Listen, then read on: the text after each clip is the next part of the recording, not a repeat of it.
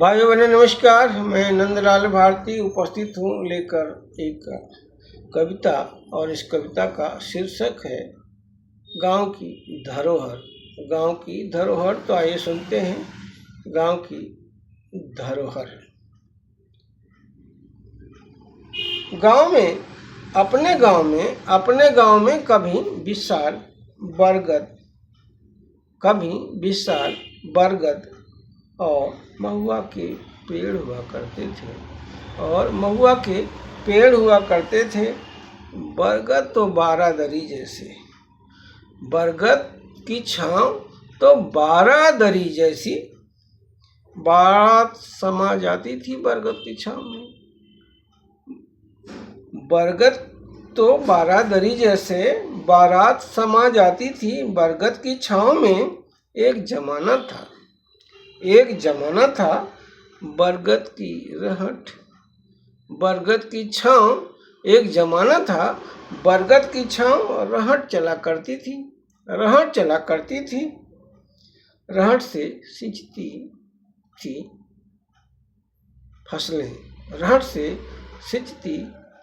फसलें, प्यास बुझाते थे पक्षियां, प्यास भी बुझाते थे पशु पक्षी और भेड़ बकरियां। प्यास बुझाते थे पशु पक्षी, आदमी और भेड़ बकरियां। बरगद की छांव सुस्ताया करते थे गाय भैंस बकरियां और आदमी भी। भैंस मिट्टी में लोटपोट कीचड़ से लोटपोट बैठा करती थी गर्मियों में बरगद की छांव में, और पगुराया करती थी। खेतों में काम करने वालों के लिए तो जन्नत था बरगद का पेड़। खेतों में काम करने वालों के लिए तो जन्नत थे बरगद के पेड़। खैर रहट क्या पुराने संसाधन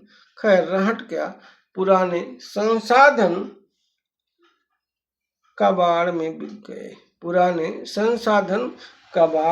बिक गए। बरगद महुआ के पेड़ों के कोई सबूत नहीं बचे हैं अपने गांव में। बरगद महुआ के पेड़ों के कोई सबूत नहीं बचे हैं अब। कुएं के अवशेष तो बचे हैं, अवैध कब्जे में है किसी न किसी दबंग के। कुओं के अवशेष तो बचे हैं, अवैध कब्जे में है किसी न किसी दबंग के। जमीन गांव समाज की हुआ करती थी रहटपुर और कोल्हाड़ की। जमीन गांव समाज की हुआ करती थी रहटपुर और कोल्हाड़ की। कुछ नहीं बचा है अब जनाब, कुछ नहीं बचा है साहब, कुछ नहीं बचा है। सरकारी कागजों में निशान हो शायद, वास्तव में सब अतिक्रमण की भेंट चढ़ चुके हैं। गांव पहचान खो रहे हैं। पोखरी तालाब अतिक्रमण के शिकार हो गए हैं। सार्वजनिक मिल्कियत अब निजी हो चुकी हैं या हो रही हैं।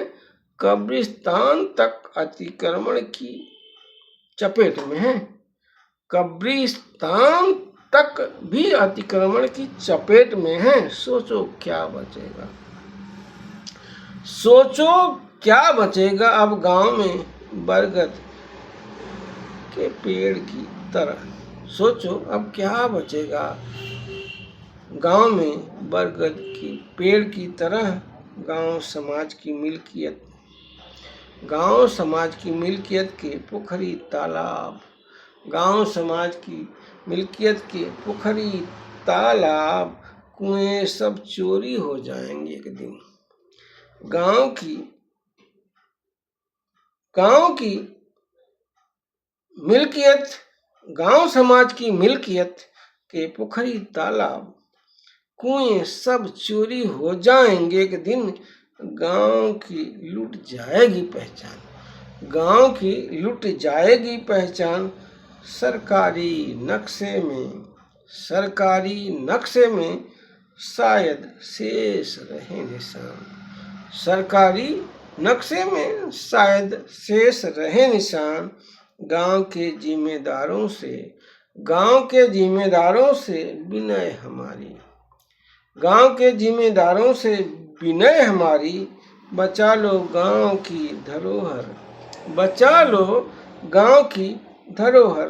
गांव के जिम्मेदारों से विनय हमारी, बचा लो गांव की धरोहर।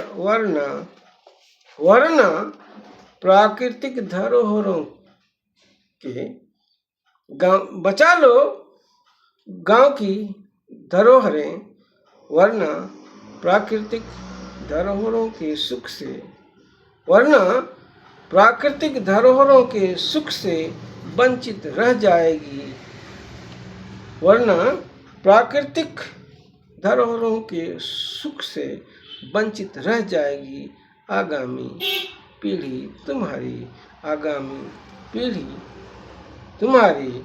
गांव में कभी विशाल, गांव में कभी विशाल बरगद के पेड़ हुआ करते थे, कभी विशाल पेड़ हुआ करते थे। अब नदारत है बची हुई प्राकृतिक धरोहरों को। बचा लो गांव के जिम्मेदारों, विनय है हमारी, विनय है हमारी। बचा लो गांव की धरोहरें, वरना प्राकृतिक धरोहरों के सुख से वंचित रह जाएगी आगामी पीढ़ी तुम्हारी, आगामी पीढ़ी तुम्हारी। भाई बहनों, यह रचना आपको कैसी लगी, इस कविता के बारे में अवश्य अपने कमेंट दें, सुझाव दें। मेरे चैनल को शेयर करें, फॉलो करें, सब्सक्राइब करें। पुनः किसी अन्य कविता कहानी के साथ उपस्थित होऊंगा। तब तक के लिए आपका बहुत बहुत धन्यवाद।